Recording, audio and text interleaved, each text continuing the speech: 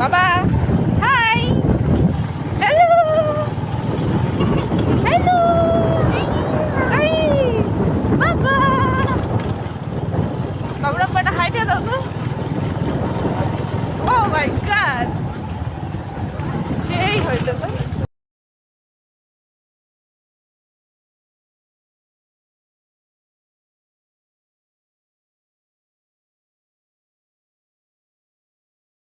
Hello everyone, আসসালামু আলাইকুম। কেমন আছেন সবাই? আশা করছি সবাই আলহামদুলিল্লাহ ভালো আছেন। Welcome back to my channel Pushpi's lifestyle and cooking. আমি পুষ্পি আজকে আবারও হাজির হয়েছি আপনাদের সাথে আরও একটি নতুন ভিডিও নিয়ে। আজকে আমি আপনাদের সাথে শেয়ার করতে যাচ্ছি আমার ছেলের দ্বিতীয় জন্মদিনের একটি ব্লগ।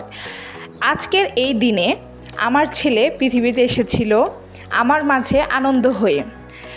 এই ব্লগটা কিন্তু আসলে মূলত এই মাসেরই 10 তারিখে করা। আমার ছেলের বার্থডেটাও 10 তারিখেই ছিল। ব্লগটা ছাড়বো বলে ছাড়া হয়ে ওঠেনি।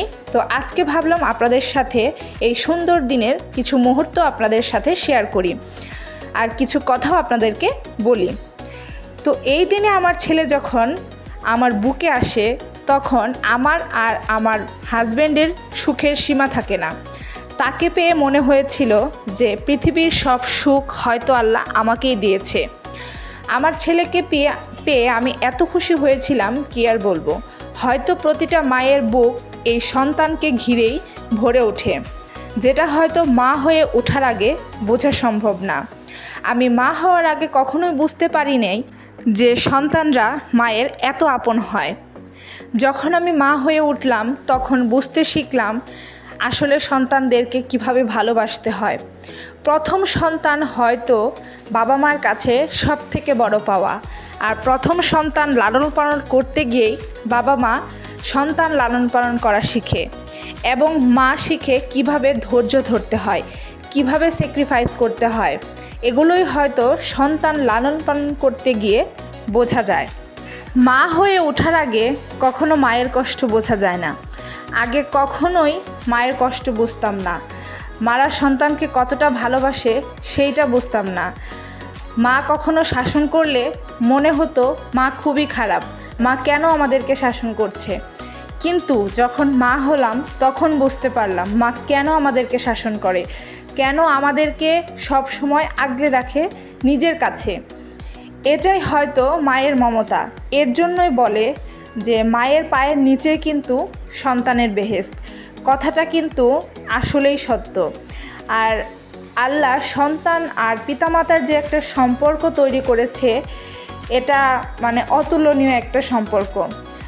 তো আমি আপনাদের কাছে একটাই রিকোয়েস্ট করব, আমার ছেলের জন্য এই দিনে আপনারা সবাই ওর জন্য অনেক অনেক অনেক বেশি শুভকামনা করবেন এবং আমার ছেলে যাতে বড় হয়ে অনেক ভালো মনের একজন মানুষ হতে পারে এবং সুস্থ থাকে, সুশিক্ষায় শিক্ষিত হতে পারে, এই দোয়াটাই আপনারা ওর জন্য করবেন।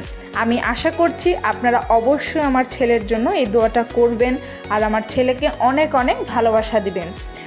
আরেকটা কথা বলতে চাই, যারা আমার চ্যানেলে নতুন, আমার চ্যানেলকে অনেক ভালোবাসেন এবং আমার চ্যানেলের নতুন নতুন ভিডিও যদি পেতে চান তাহলে অবশ্যই আমার চ্যানেলটাকে সাবস্ক্রাইব করে দিবেন এবং একটা লাইক কমেন্ট করে জানাবেন আমার ভিডিওটি আপনাদের কাছে কেমন লেগেছে। তো এই ব্লগটা আমি শুরু করেছিলাম মূলত বিকেলবেলা থেকে। আমরা সবাই মিলে একটু ঘুরতে বের হয়েছিলাম যে বাচ্চাকে নিয়ে আজকে একটু ঘোরাফেরা করি, যাতে বাচ্চা অনেকটাই খুশি হয়, যাতে ওর মনটা ফ্রেশ থাকে।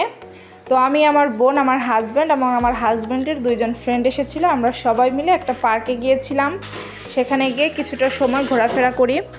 তো ওই দিনের পরিবেশটা কিন্তু অনেক বেশি সুন্দর ছিল। আর দেখেন আমার ছেলে ব্যাঙ দেখে কত খুশি। মানে বাচ্চা পোলাপানি মূলত এরকম যে কোনো কিছু দেখলে, নতুন কিছু দেখলে সেটার প্রতি তাদের আকর্ষণ থাকে একটা অন্যরকম। পার্কটা আমার কাছে তেমন একটা ভালো লাগেনি, মানে খোলামেলা পরিবেশ, কিন্তু মানে ওইরকম কোনো খেলার কিছু নাই। তো কয়েকটা হরিণ ছিল, একটা ময়ূর ছিল। তো হালকা পাতলা কিছু সময় আমরা ওখানে ছিলাম, ঘোরাঘুরি করে ওখান থেকে বের হয়ে আমরা চলে আসি চটপটি ফুচকা খেতে। তো ওখানে এসে আসলে মূলত আমার কোনো ভিডিও ক্লিপ নেওয়া হয় না। তো এখানে আমরা দেখেন 2 বোন মিলে কিছু রং ঢং করছিলাম, একটু ভিডিও নিলাম। তো আমরা ওখান থেকে বের হয়ে এসে চটপটি ফুচকা খাই, এরপর চলে আসি বাড়িতে, কারণ আমার ছেলের কেক কাটবো আমরা, সন্ধ্যা হয়ে গেছিলো, তার জন্য আমরা ওখান থেকে তাড়াতাড়ি বের হয়ে চলে আসি।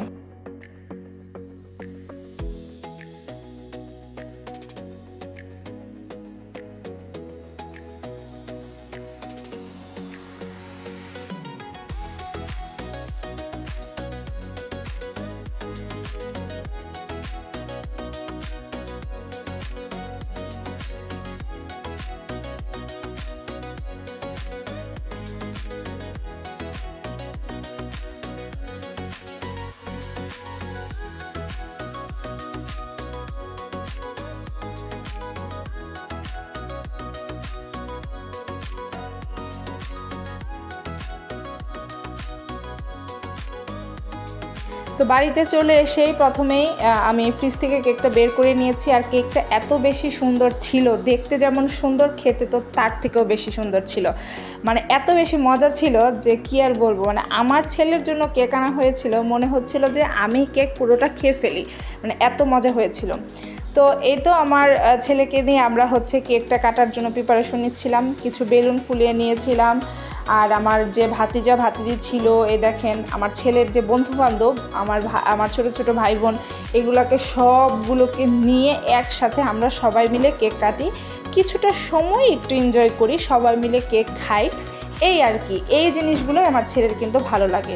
তো দেখেন আমার ছেলের মাথায় আমি টুপি পরাতে চাচ্ছিলাম, কিন্তু সে কিন্তু টুপি পরবে না। এই কেকটা আমার ছেলের জন্য আনা হয়েছিল, কিন্তু আমার ছেলে কিন্তু খায়নি, কারণ ওর কাছে চকলেট ক্রিম এগুলো ওর কাছে ভালো লাগে না। ওকে ছোটোবেলা থেকে আমি কোনো চকলেট বা ক্রিম খাওয়াই না। আজকের মতন আমি এখানেই বিদায় নিচ্ছি। সবাই ভালো থাকবেন, সুস্থ থাকবেন, আর আমার ছেলের জন্য দোয়া করবেন। আল্লাহ হাফেজ।